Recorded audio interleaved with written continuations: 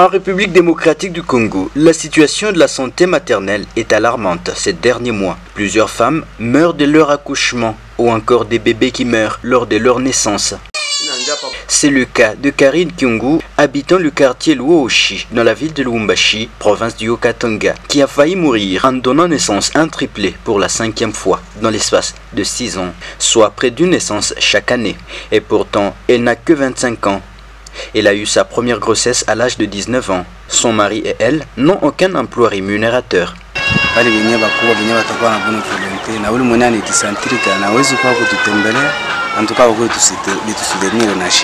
Pourtant, Karine Kyungu et son mari pouvaient éviter cette situation s'ils planifiaient les naissances.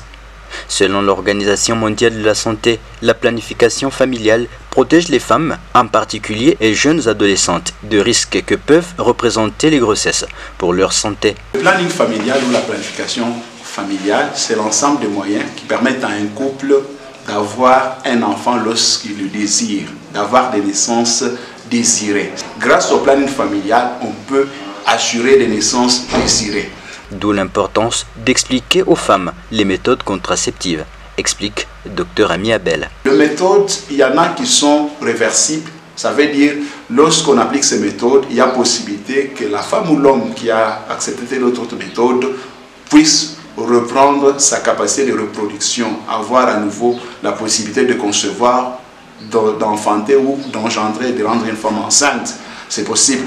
Et il y a des méthodes qu'on appelle les méthodes irréversibles ou radicales. Lorsqu'on opte pour ces méthodes, c'est fini. Et généralement, on doit mettre la femme au centre de ce choix. L'homme ne doit pas imposer. Il ne doit pas imposer. Pour réussir ce pari, de réduire de près de 30% la mortalité maternelle grâce à la planification familiale, la sage-femme est d'une grande importance. Parlons aux femmes de la planification familiale lors de nos consultations curatives, lors de la CPN, de la CPS et en postpartum.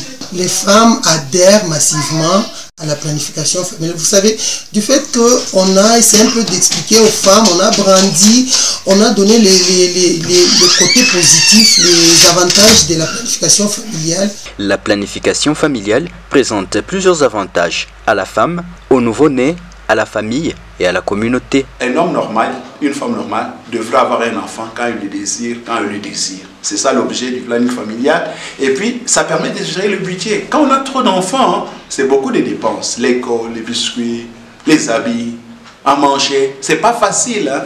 À moins que vous soyez un roi. Là, c'est à vie, hein? Mais pour nous autres ici qui dépendons du mois, on doit nouer les 2 bouts du mois. Il faut bien gérer sa bourse. Et le planning familial y aide assurément. Ça va aider la femme à se rétablir, donc à se reconstituer, à gagner aussi l'affection de son homme, à être toujours au petit soin de son mari, à s'occuper de sa maison. Elle peut aussi travailler pour contribuer à l'économie de la maison. L'enfant va téter jusqu'à 2 ans.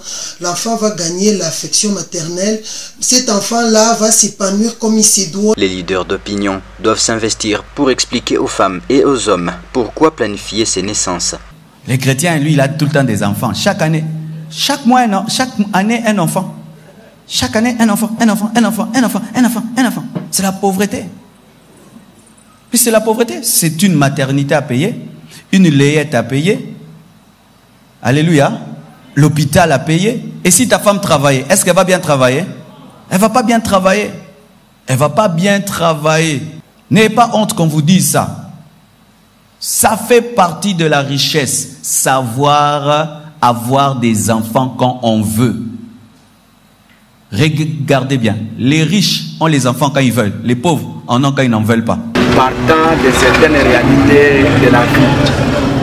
Vous ne pouvez pas avoir des enfants et que vous n'avez pas les moyens pour les nourrir. Aujourd'hui, les phénomènes enfants de la rue, les causes sont multiples. Généralement, disent que les parents chassent, mais si vous allez en profondeur, vous allez comprendre que la vie est tellement difficile et parfois les gens ne sont pas à mesure de bien gérer les enfants. Alors nous demandons aux gens de planifier le sens. Une des cibles de l'objectif de développement durable 3 est de faire passer le taux mondial de mortalité maternelle au-dessus de 70 pour 100 000 naissances vivantes.